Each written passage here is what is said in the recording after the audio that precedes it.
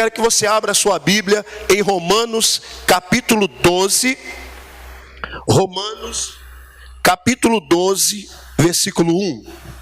Mentalidade e comportamento. Queridos, é muito importante você entender que quando alguém entrega a vida dela a Cristo, a Bíblia diz que se com teu coração você crer e com a tua boca você confessar, você será salvo. Porém, a salvação, pastor, mas eu lembro que o senhor já falou sobre isso, é verdade, mas eu vou aprofundar um pouco mais nisso hoje. Nós vamos mais fundo nesse assunto. Mas quando você entrega a tua vida a Cristo, você entende quem é Jesus e o que Ele fez por nós. O que acontece é que você é salvo. Se naquele momento você morrer, você está salvo. É a Bíblia que diz isso. Agora, se você entrega a tua vida a Cristo e permanece vivendo nesse mundo, tendo uma vida aqui, a salvação, ela continua sendo desenvolvida em você. O nosso corpo, há um processo da salvação no corpo que não é agora. A Bíblia diz que nós receberemos um corpo glorificado. Isso faz parte da salvação.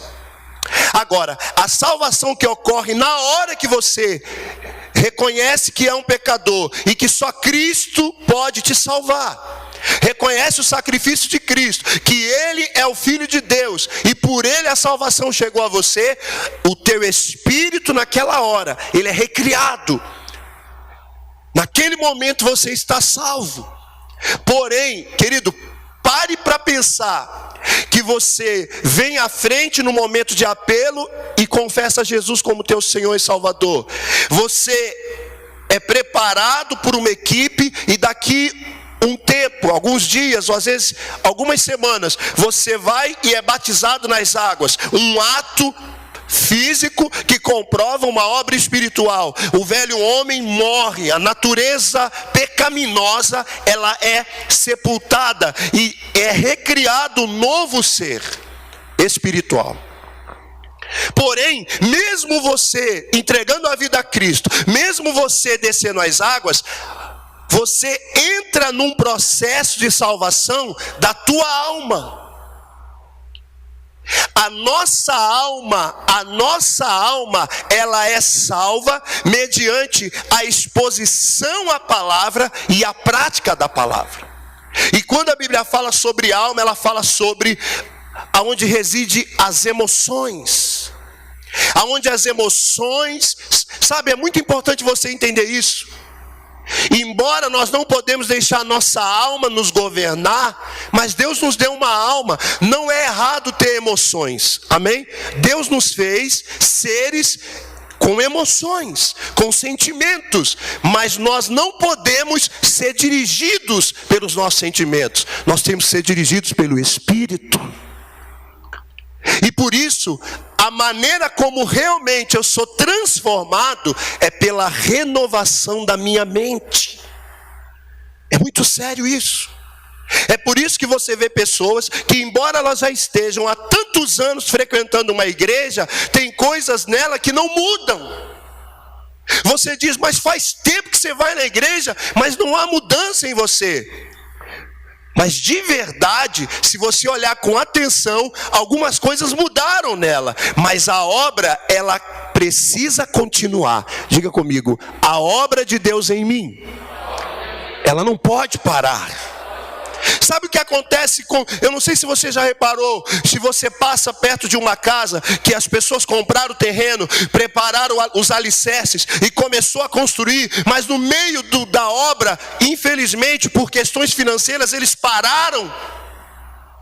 O que acontece com aquela obra que já foi até certo ponto construída, aquela obra que ficou parada, que não há mais materiais, que não há mais pessoas trabalhando ali? O que acontece com aquela parte que já foi construída? O que acontece?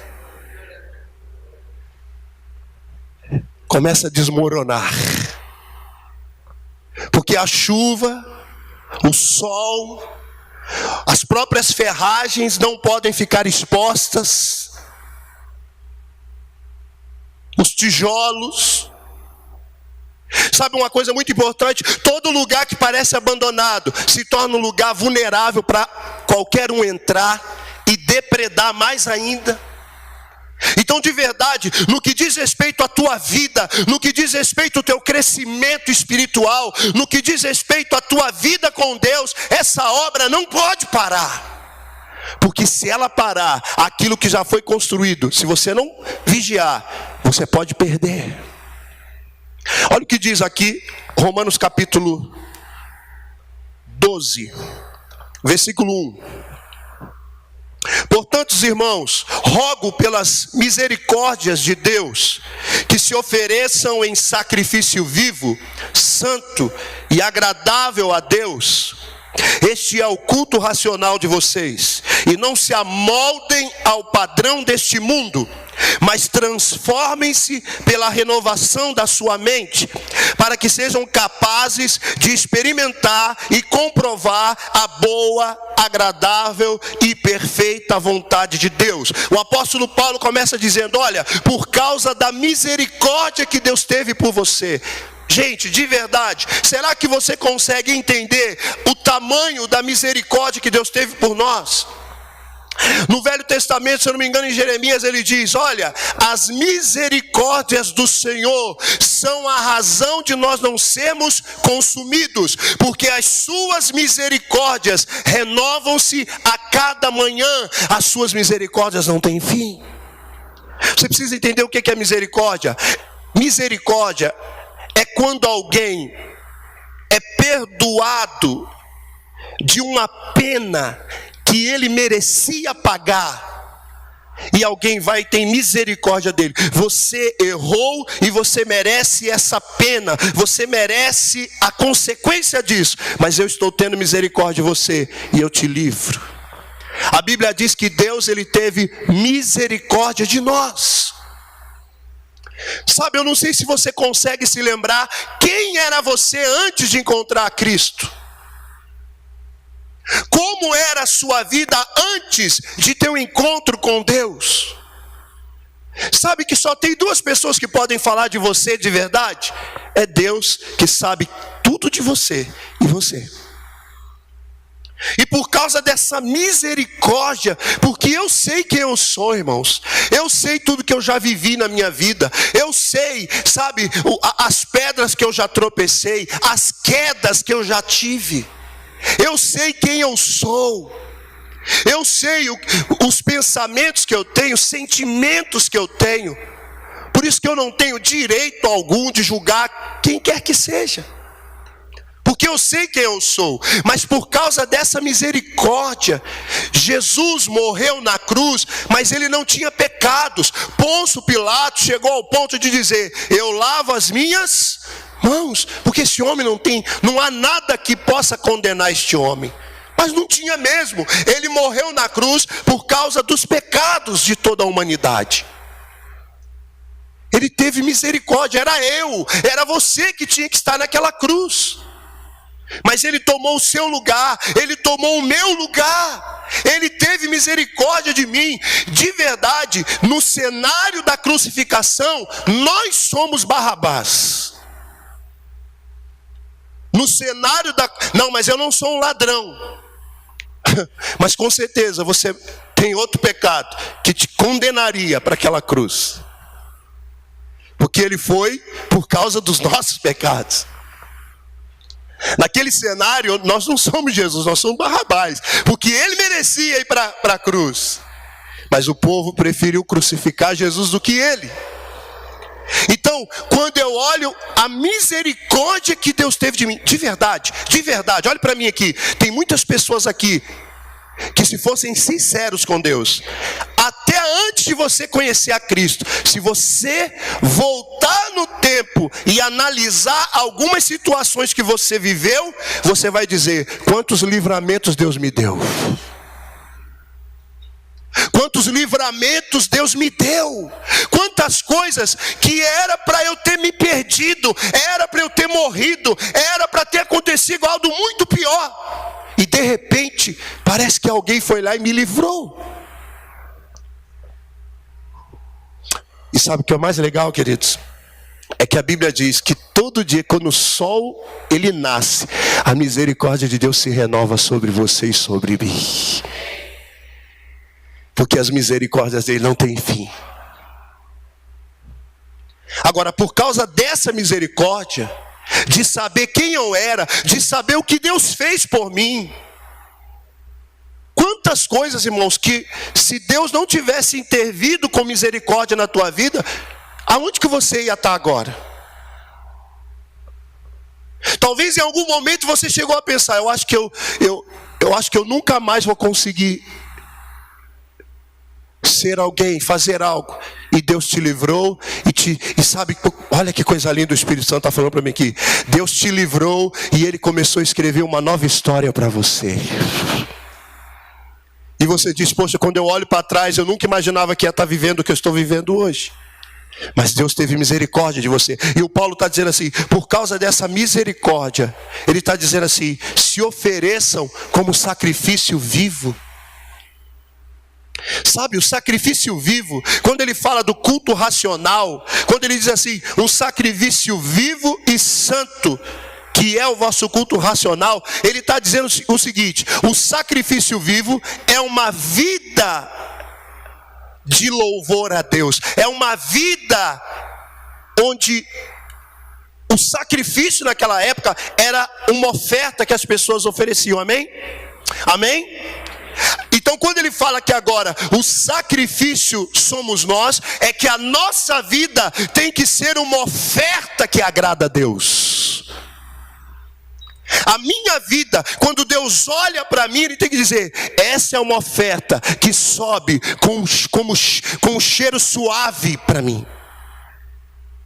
É como da minha vida, Deus tem que olhar para a minha vida e ver um perfume, um cheiro suave. É uma oferta, um sacrifício vivo. A minha vida é uma vida, tem que ser uma oferta que agrada a Deus.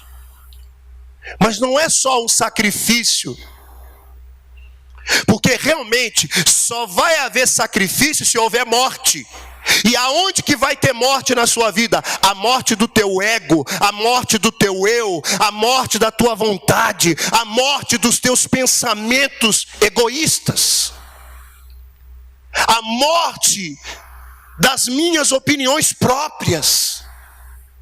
Porque a partir do momento que eu entreguei a vida para Ele, a opinião dele é que vale sobre mim.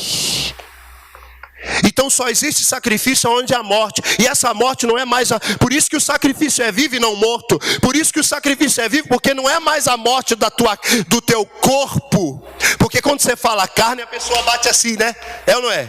A pessoa fala carne, porque a carne, não, a carne que a Bíblia fala que é fraca, não é o teu corpo não. O teu corpo é templo do Espírito Santo. A carne que é fraca é a natureza pecaminosa. Então é a morte dessa natureza pecaminosa, egoísta. Só existe sacrifício onde existe morte. Se eu não estou disposto a morrer para mim mesmo, para que Cristo seja glorificado no meu lar, não vai haver obra de salvação na minha casa. Então um sacrifício vivo, mas também um sacrifício que? Santo. Por isso que o nome dele é Espírito Santo. Irmãos, nós precisamos andar em santidade. Você não anda em santidade para Deus te amar mais. Deixa eu falar uma coisa para você. Nada do que você faça ou deixe de fazer vai fazer Deus amar mais você ou amar menos você. Deus te ama e o amor dele é incondicional. A santidade é para que você possa representar Cristo nessa terra.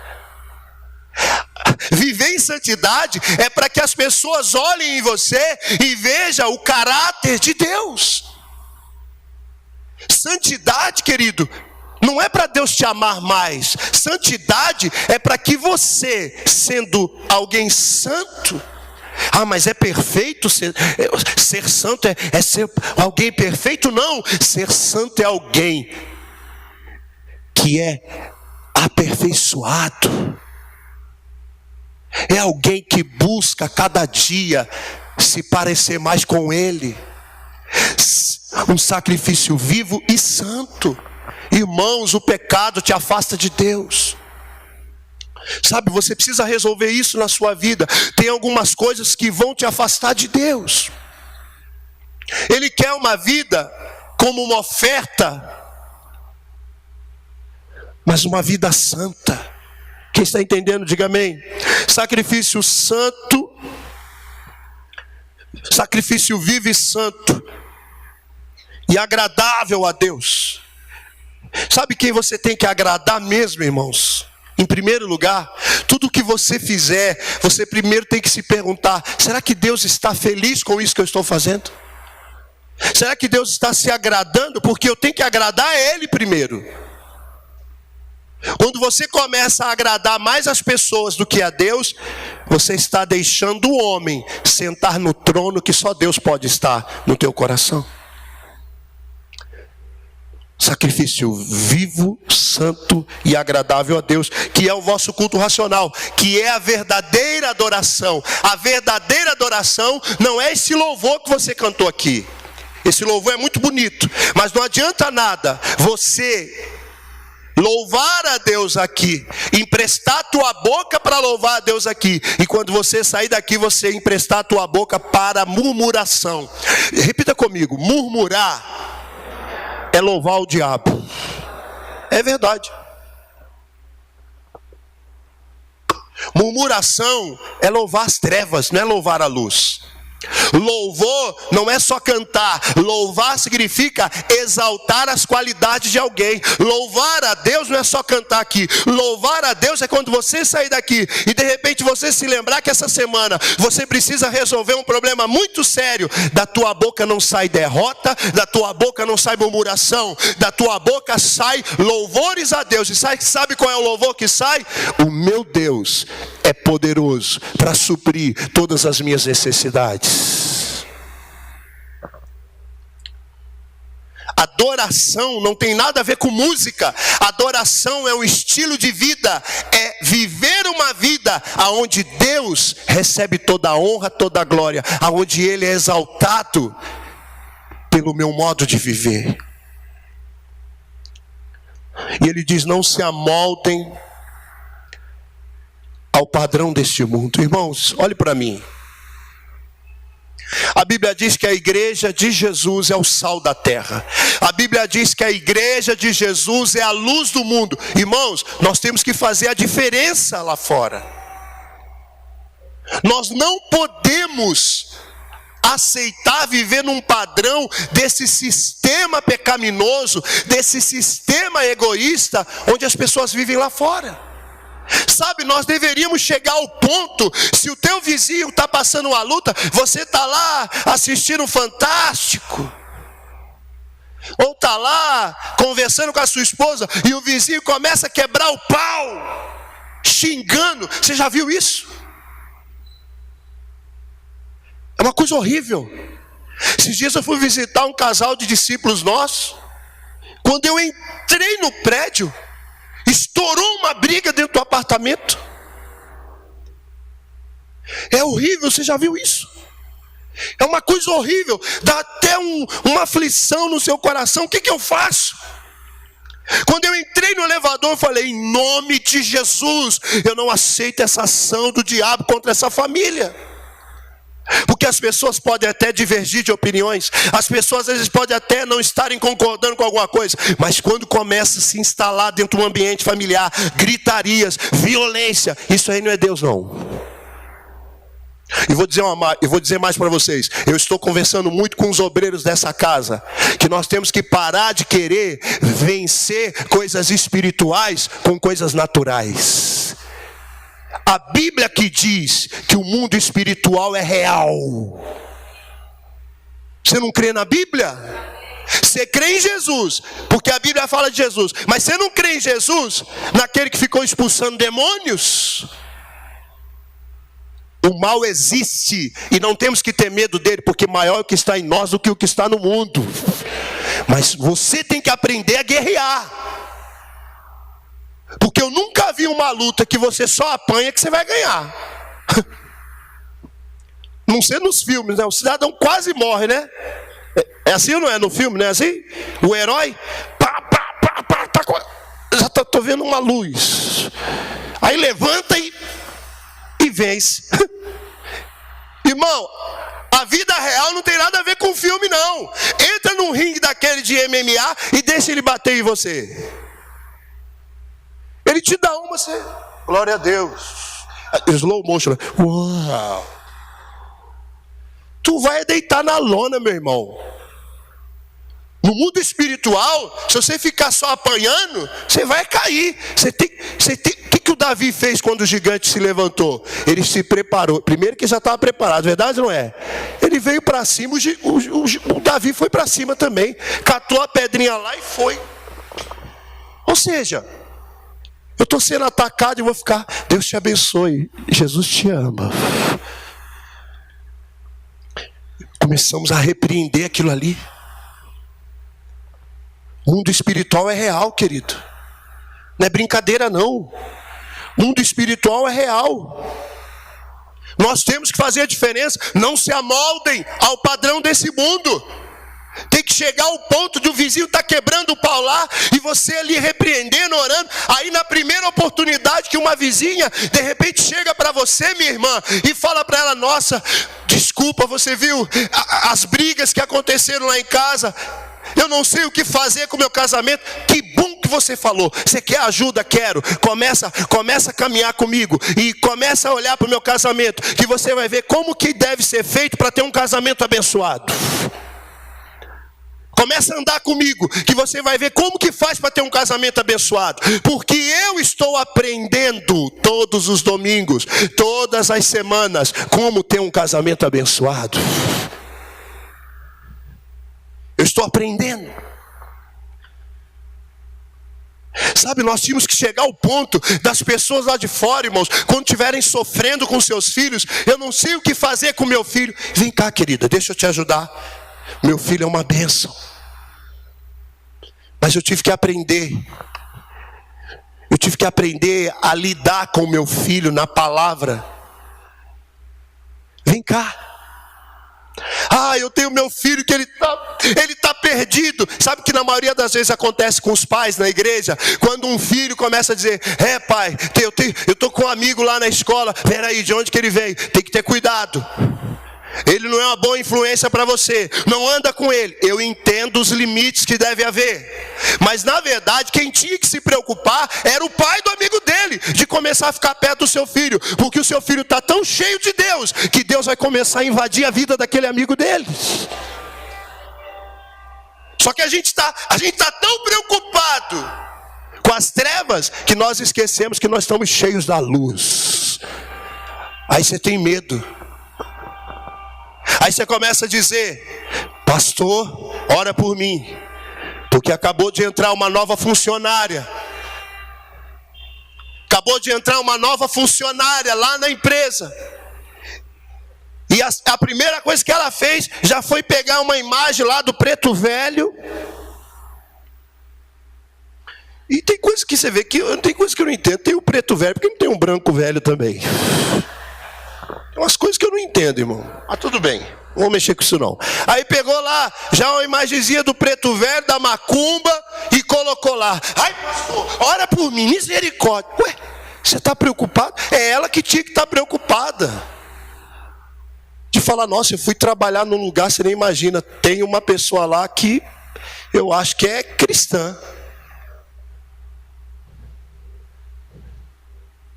Ela que tinha que estar preocupada, sabe por quê? Porque a luz é mais forte que as trevas, e o amor vence todas as coisas. Começar a andar com você e falar: nossa, não se amolde ao padrão do mundo. De verdade, irmãos, somos nós que temos algo para ensinar para essas pessoas. Mas transformem-se pela renovação da sua mente. Irmãos, deixa eu falar uma coisa para você. Não tem como entrar na nossa cabeça alguém que diz que anda com Deus e a vida dele não muda. Alguém que diz que anda com Deus e não se transforma. É impossível alguém andar com Deus e permanecer do mesmo jeito. Mas aí você me pergunta, então por que, pastor? Que tem gente que está 40 anos dentro de uma igreja e sempre está do mesmo jeito. Porque repare no que Paulo disse. Transformem-se como? Assistindo o culto todos os domingos, sentando na primeira cadeira e dando glória a Deus no mais alto que você puder, a ponto até de deixar surdo o amigo que senta ao seu lado. É isso? Glória a Deus! Você acha que Deus recebe mais glória você ficar gritando igual um louco aqui? Ou quando você está andando lá fora e o cara te dá uma fechada e ao invés de você xingar ele, você olhar para ele e falar assim, Deus te abençoe.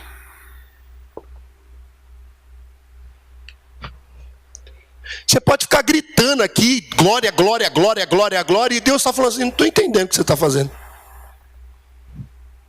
Você dá glória, glória, glória aqui, mas quando chega em casa, você diz que dá glória para mim aqui, mas quando chega em casa, você dá glória para o diabo.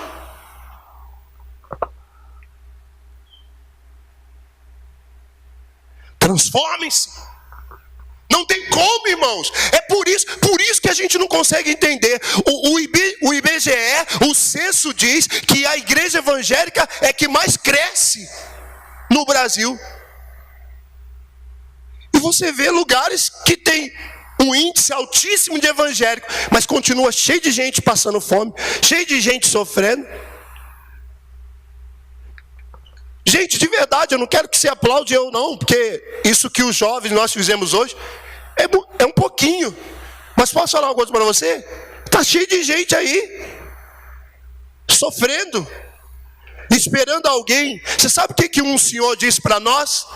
Vocês vieram aqui hoje tirar um pouco dessa solidão que nós temos. Transformem-se. Não tem como, irmãos, você está ouvindo a palavra. Você está tanto tempo, você diz que caminha com Deus, mas a sua vida não muda. Mas a Bíblia está dizendo por que não muda? Porque a sua vida vai mudar. Você vai ser transformado se você renovar a tua mente, renovar a tua maneira de pensar. Porque assim como você pensa, você age. Assim como você pensa, você fala. Assim como você pensa, você sente. Renovação da mente, para que aí sim você seja capaz de experimentar a boa, perfeita e agradável vontade de Deus. Você precisa renovar a sua mente, renovar o seu jeito de pensar. Tem pessoas que estão há anos na igreja e elas ainda pensam do mesmo jeito. Posso falar uma coisa para você? Eu acho que eu tenho que ir para os Estados Unidos. Você pode ir para os Estados Unidos com a mesma mentalidade que você está no Brasil, que lá, sendo um lugar que talvez tenha muito mais oportunidades para você crescer, você vai continuar sofrendo. Você pode mudar de cidade, você pode mudar de país, você pode mudar de casa, de bairro, de emprego. Eu já vi casos de pessoas que começaram a sofrer no casamento e chegaram à conclusão, eu estou falando de gente que conhece a palavra, tá? E chegaram à conclusão, o meu problema é o meu marido. O negócio é separar. Eu já vi uma irmã contar para mim que ela era obreira numa igreja. Daqui não ia falar de nome, hein? Se não tem uns irmãos aqui com o espírito do Sherlock Holmes que vai ficar pensando, eu acho que é aquela ali. Então presta atenção. Uma irmã contou para mim uma vez que ela era obreira numa igreja, que um dia ela chegou para o pastor e falou assim, pastor, olha, eu estou aqui firme na fé, eu estou firme aqui na obra, e é o seguinte, pastor, o meu marido não quer saber de vir para a igreja, o meu marido quer me podar de fazer a obra, pastor, eu vim pedir para o senhor orar para ele morrer. Ora para ele morrer, porque eu caso com um cheio de fé e vou fazer a obra. Graças a Deus que o pastor não era feiticeiro. Ele falou, você está louca, obreira? Está maluca? Está doidona? orar para o seu marido morrer. Irmãos, diante de Deus, você acha que isso aqui é algo de outro mundo? Quantas pessoas que quando alguém começa a perseguir ela começa a dizer: ô Jesus, faz alguma coisa com ela. Aí a pessoa sofre um acidente, glória a Deus, eu sabia, Deus é comigo, Jeová é comigo. Bando de macumbeiro evangélico, mexe comigo não. Xiriguidum. Macumba evangélica. Você viu? Mexeu com meu Deus. Qual que é a diferença? Só falta fazer. E misifio. Tudo feiticeiro, está dentro da igreja, mas feiticeiro desejando mal para os outros. Irmãos, transforme-se. Posso falar uma coisa para você? Você vai mudar de igreja, e se a sua mentalidade não mudar, daqui a pouco você começa a se incomodar com muitas coisas. Você pode mudar de igreja, que você vai começar a dizer: mas isso aqui eu não entendo, isso aqui eu não concordo, isso aqui eu não sei. Vamos dizer uma coisa para você, querido, em nome de Jesus: renova a tua mente, que o Espírito Santo vai te dar paz. É bíblico isso. Olha o que diz aqui, Provérbios capítulo 23, versículo 7. Provérbios 23, versículo 7 diz assim: porque como imagina em sua alma, assim ele é. Renova a sua mente, irmão, porque dependendo da maneira que você pensar, é desse jeito que você vai continuar. Mateus capítulo 4, versículo 4. Na tentação de Jesus, a primeira investida do inimigo contra ele foi: se você é filho de Deus. Jesus estava o quê? Há 40 dias e 40 noites sem comer. A primeira tentação qual foi? Se você é o filho de Deus, transforma essas pedras em pães. E olha o que acontece. Mateus 4,4 diz: e Jesus respondeu: está escrito, nem só de pão viverá o homem, mas de toda a palavra que procede da boca de Deus. Jesus, ele nos mostra o seguinte: assim como o nosso corpo depende do alimento para se fortalecer, o nosso espírito, a nossa alma precisa da palavra para se fortalecer. Não se ofendam comigo, não se ofendam comigo, mas chegou a hora de você parar de ser um cristão fraco. Um cristão que qualquer coisa te abate, qualquer coisa te abala. Mas pastor, é porque você não sabe o tamanho da minha dor, você não sabe o que eu estou sofrendo. Eu não estou desprezando a tua dor. Eu não estou dizendo que você não tem sofrimentos, porque eu também tenho. Mas o que eu estou dizendo é: até quando você vai aceitar viver desse jeito? Você tem que se fortalecer. Jesus falou assim, ó: nem só de pão, ou seja, as coisas físicas e materiais, nós precisamos delas. Precisamos ou não precisamos? Jesus falou, nem só de pão, porque o pão também é importante. O pão para o corpo é importante, o alimento para o corpo é importante. Mas nem só de pão viverá o homem, porque a vida não se resume só naquilo que você vê, só naquilo que você toca. A nossa vida não é só aquilo que vocês estão vendo aqui. Existe uma outra realidade que é presente na tua vida, que é a realidade espiritual. E você precisa se fortalecer. Como que eu renovo a minha mente? Como que eu sou transformado pela renovação da mente? Por esse pão espiritual que Jesus disse: nem só de pão viverá o homem, mas de toda palavra que sai da boca de Deus. Como é que a minha mente é renovada? Quando eu sou exposto à palavra, pela exposição à palavra e pela prática da palavra. Porque a palavra que funciona é aquela que você coloca em prática na sua vida. O que acontece com uma pessoa que só come e não é capaz de se levantar nem para ir no banheiro? Bem, cadê o pinico? Será que existe pinico ainda? Pastor, lá em casa é uma garrafa PET. Misericórdia. Eu já ouvi disso aí, moço. Está pensando que eu já ouvi? que acontece? O cara come e não se exercita. O que acontece com ele?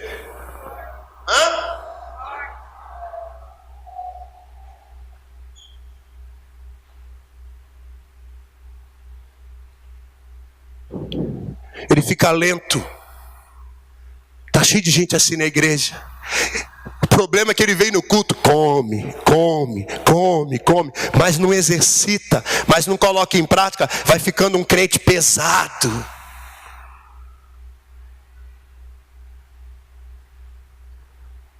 Lento. As respostas acerca da palavra começam a ser mais lentas a cada dia. E sabe o que acontece muitas vezes no ambiente de igreja assim? É que tem pessoas que estão há tantos anos na igreja, mas estão lentas. Aí chega um que não sabe nada do que você sabe, mas ele chega aqui, tudo que ele come, ele exercita. Aí o que acontece? O que acontece quando uma pessoa começa a exercitar muito? Eu sei que aqui parece que ninguém está exercitando, porque eu estou falando isso, estão olhando para mim assim, o que é isso? Exercício? O que é isso? O que acontece? A pessoa começa a se exercitar? Músculos, estrutura. Aí o cara está há anos na igreja e a vida não muda. Aí tem aquele irmãozinho que veio lá da roça. Não tenho nada contra a roça, eu amo roça. Mas quando eu falo roça, é aquela pessoa às vezes até sem instrução, só que aqui ele ouve e põe em prática. Daqui a pouco o irmãozinho que chegou aqui, puxando a cachorrinha. Daqui a pouco você vê o irmão. E aí?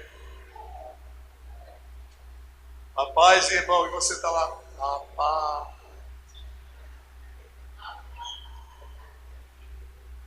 Vamos lá, irmão. Vai na frente. E só estão avançando, só estão crescendo. Pessoas que se exercitam não perdem tempo com ressentimentos. Porque tudo aquilo que ele sente que pode atrasar o crescimento dele, diz: isso eu não quero. Com discussões. Transformem-se pela renovação da vossa mente. Nem só de pão viverá o homem, mas de toda a palavra. Ou seja, sabe que a gente podia promover aqui um desafio? Toda vez que você fosse se alimentar, comer alguma coisa, você ia pegar a Bíblia e ler algo. Hein? Vamos fazer esse desafio aqui? Toda vez que você... Pastor, até uma balinha tic-tac? É. Até uma tic-tac? É.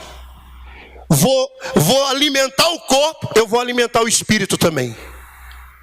Como é que você ia ficar, hein? Irmão, vocês iam chegar aqui com fogo no olho, meu irmão. Vocês iam chegar aqui, aleluia. Você ia chegar aqui, irmão. Peraí, deixa que eu oro. Você ia chegar aqui pegando fogo. O problema é que você ouve a palavra aqui, mas passa a semana inteira numa preguiça espiritual. Aí chega no domingo aqui: tô com fome, pastor. E aí? Preparou direito a palavra, né? Se alimenta, irmão. Sabe o que a Bíblia fala quando alguém começa a se expor à verdade? E conhecereis a verdade, e ela vos libertará. Hebreus capítulo 5, versículo 14 diz assim, Hebreus 5, 14: mas o alimento sólido é para os adultos, os quais pelo exercício constante, repita isso, exercício constante. Exercício constante. O que é exercício constante? Pelo amor de Deus, não precisa nem ter faculdade para entender isso. O que é exercício constante? Contínuo, todos os dias. Pastor, estou sem dinheiro para ir para a faculdade. Quem sabe andar? Quem sabe andar aqui? Sabe andar? Hein? Amém? Todo mundo sabe? Sabe andar ou não? Pega uma perna, põe na frente, a outra, não é assim? Olha para o irmão do seu lado e diz: vai caminhar, rapaz. Vai caminhar, rapaz. Exercício constante, contínuo, todos os dias. Todos os dias. Exercício. Eu não posso parar. Se eu parar, a minha vida para. Se eu parar, eu vou começar a regredir. O alimento sólido é para quem? Adultos, que pelo exercício constante tornam-se aptos para discernir tanto o bem quanto o mal.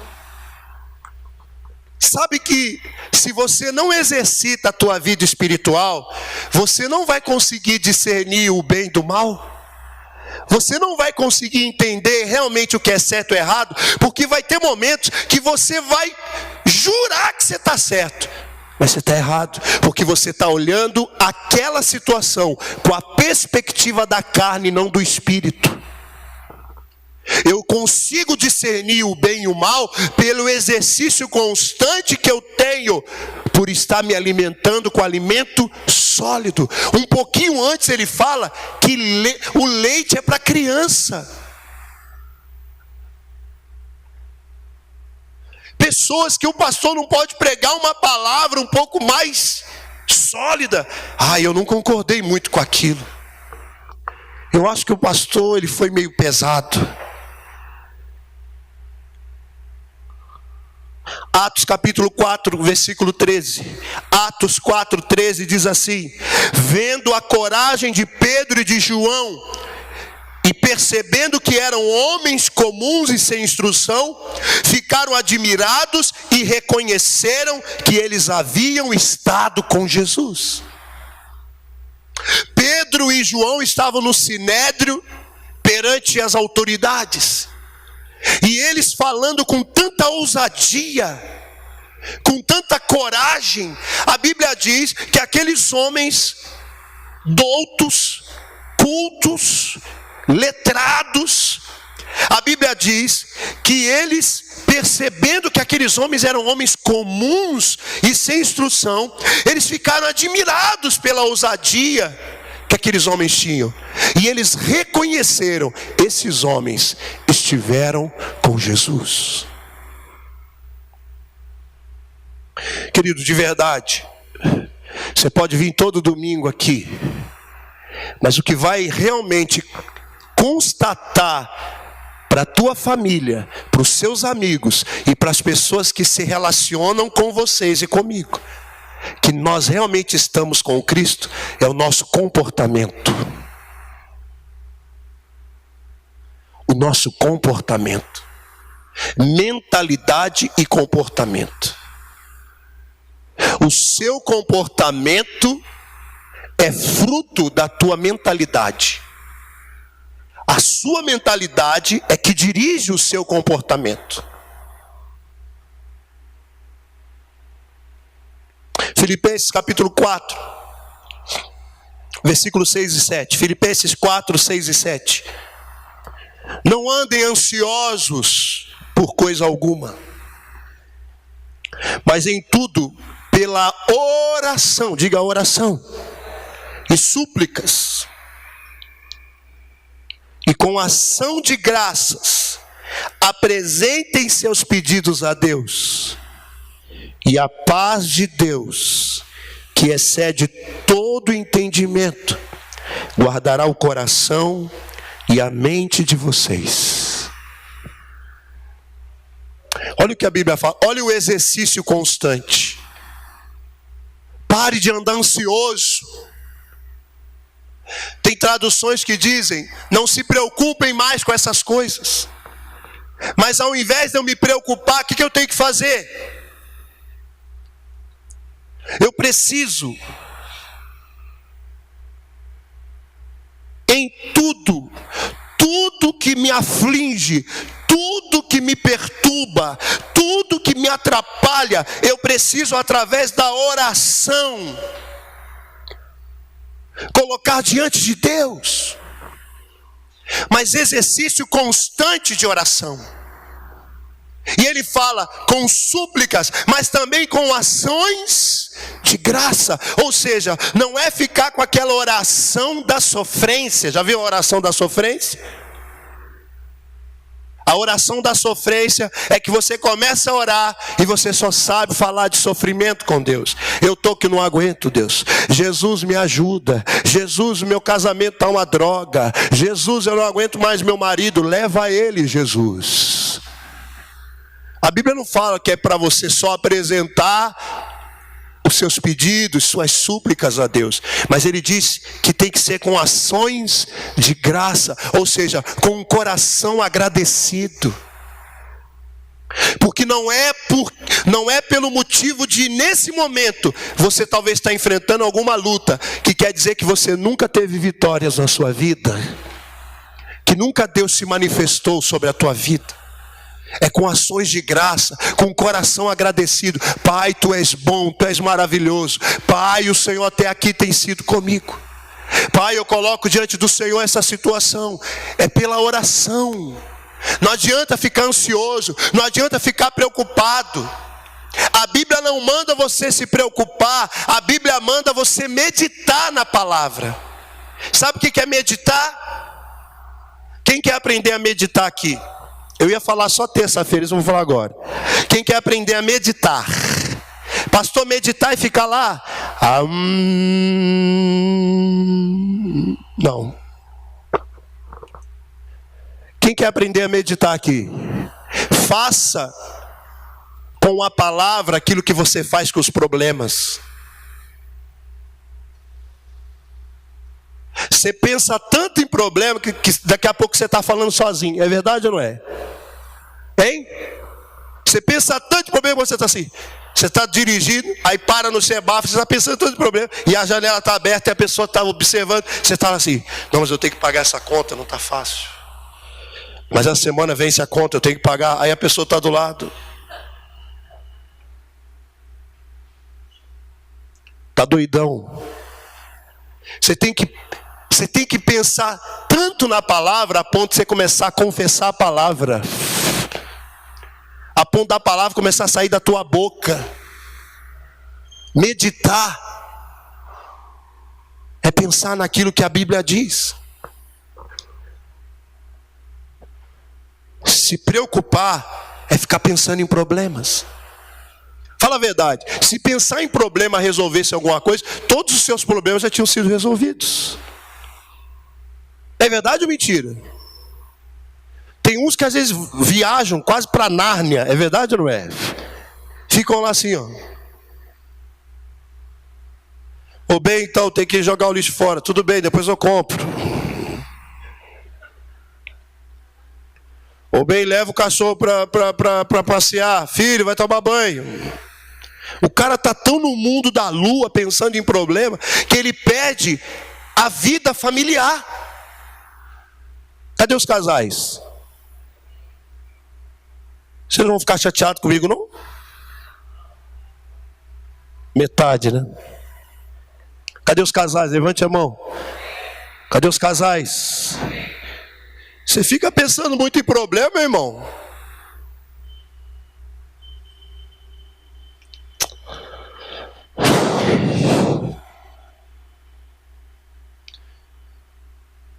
Cuida da sua casa, hein? Cuida da sua família, hein? O cara está pensando tanto em problema que ele deixa de dar atenção até para a esposa. Deixa de dar atenção até para a família. Ah, pastor, eu estou pensando tanto problema que eu estou perdendo interesse pela minha família. Você acha que isso é de Deus? Você está tão preocupado com conta que você não consegue nem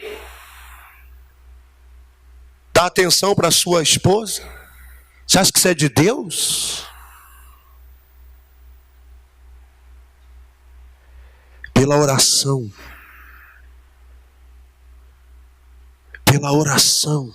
Coloque seus pedidos, suas súplicas diante de Deus, mas com ação de graças. Aí a Bíblia fala o quê? E a paz de Deus. Sabe o que a Bíblia fala assim? E a paz de Deus que excede todo entendimento, é que ninguém entende essa paz. Quando a Bíblia fala que a paz de Deus excede todo entendimento, é que ninguém compreende essa paz. Como alguém vai entender que você está tranquilo, sem nenhum centavo na tua conta, a conta no vermelho, e você está trabalhando, você está se esforçando, você está se dedicando, e todo mundo, às vezes até alguém próximo da tua família, chega e fala, como é que ele consegue ficar tranquilo? Sendo que essa semana ele tem que resolver isso. É porque eu tenho exercitado a minha vida com Deus. Eu estou fazendo a minha parte, e estou não só no campo físico, mas no campo espiritual. Eu estou colocando a minha vida diante de Deus. A paz que excede todo entendimento está guardando o meu coração e a minha mente. Eu estou com a minha mente tranquila. Sabe por quê? Porque se eu tenho consciência que eu fiz tudo que eu tinha que fazer, agora eu vou descansar em Deus, porque o meu Deus é poderoso. Repita comigo: fé. Mas fala bem alto: fé é descanso. Você está cheio de fé, você entra no descanso de Deus. Você diz: eu estou em paz, eu não estou sozinho. Você não é empregado de Jeová, você é filho. Você não trabalha pelo salário, você tem uma herança. Então você vai descansar em Deus. Você faz o que você precisa fazer. Nem só de pão virá o homem, mas o pão é importante. Então o que me cabe fazer no campo físico, eu vou fazer. Mas no campo espiritual, eu vou crer e vou descansar em Deus. Quem está entendendo, diga amém. E para terminar, pensamentos tornam-se ações. Ações tornam-se em hábitos. E hábitos torna-se nosso caráter. E o caráter torna-se o nosso destino. Você sabe que essa palavra caráter, a origem dela em latim significa marca ou qualidade distintiva. O nosso caráter é o que nos marca, define e identifica. Quem é você quando ninguém está olhando? A grande verdade, querido, é que você nem sempre está no controle do que acontece com você.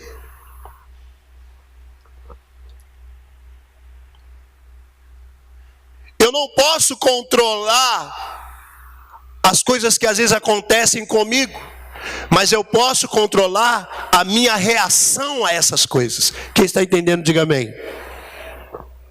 Eu não tenho controle com as atitudes, com os pensamentos, com as palavras, com o comportamento dos outros, mas eu posso controlar a minha atitude de reação. Você conhece uma pessoa não é por uma atitude pensada, mas é pela reação que ela tem. E querido, eu posso sim.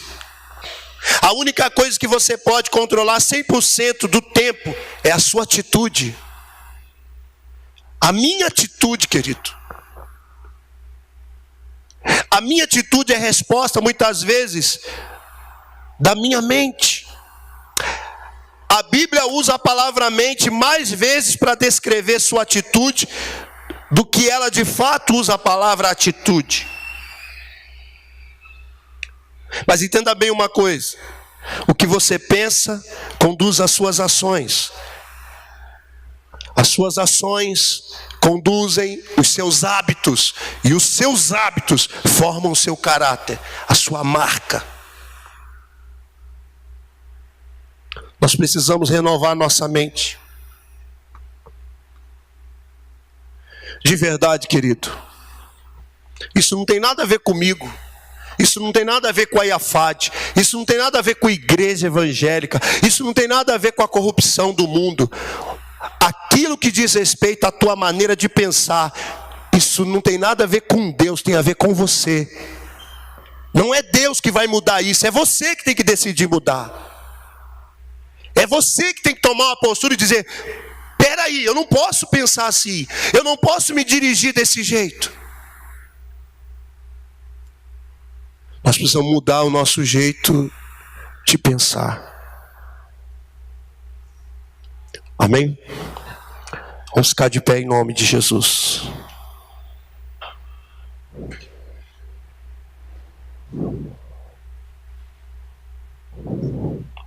Quero que você abra o seu coração para Deus.